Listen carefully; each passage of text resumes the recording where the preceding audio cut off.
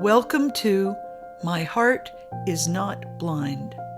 Narrative histories about blindness and perception. A traveling exhibition and book published by Trinity University Press, supported by Kronkowski Charitable Foundation. Edited and hosted by Michael Nye.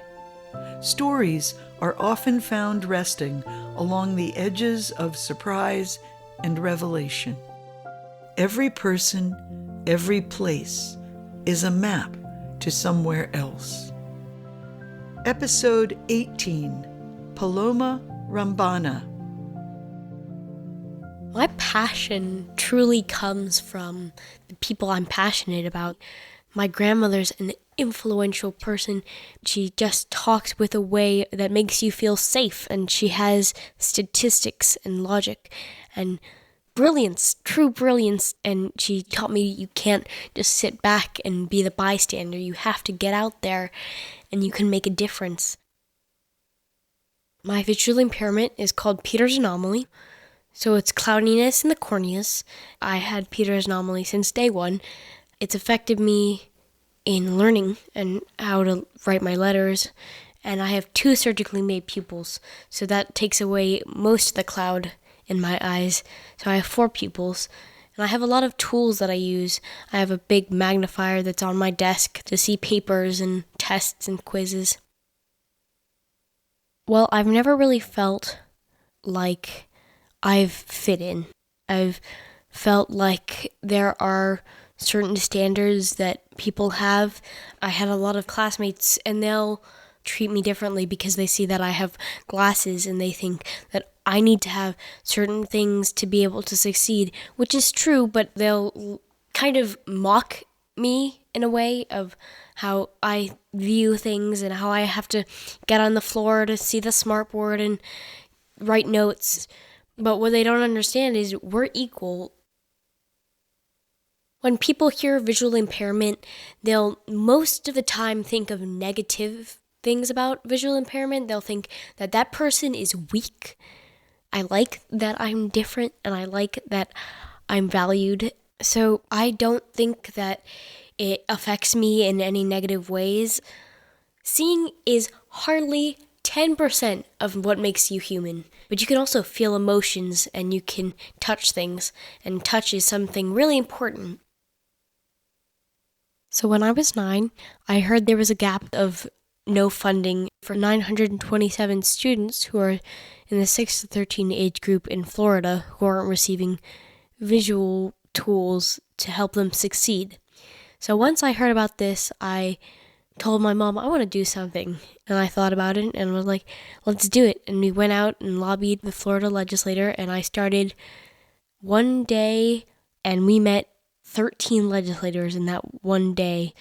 And then I did meet with the governor, and it was important to see that they took the time to listen to me. And then once they knew my story, they passed a bill, and I was so fortunate to get the $1,250,000 for the 6 to 13-year-olds who are blind and visually impaired. Yes, it did surprise me, the people that found out about my story, my dream, my passion. That's why it's called Paloma's Dream, because it's my dream to help these kids. And People magazine found out, and how they found out, I was just totally in shock for a week. I was like, I'm gonna be interviewed by People magazine. People magazine. I just had to take it and understand how I was being taken more seriously, with more respect, and I'm gonna be interviewed by People magazine. My family is very supportive, kind, and caring, and they're unplugged from negativity. It's not tolerated. We think in a very positive mindset, and I think about how things work.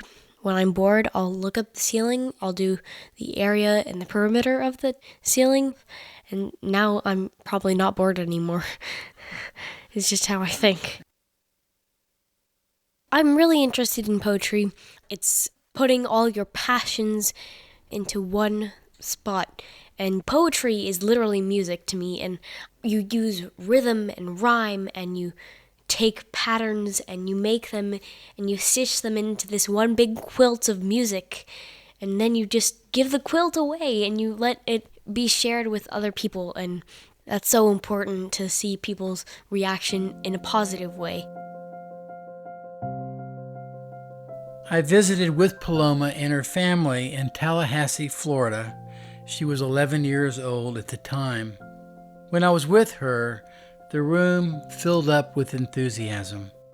Paloma listens to biographies, the latest from Langston Hughes and Alexander Hamilton.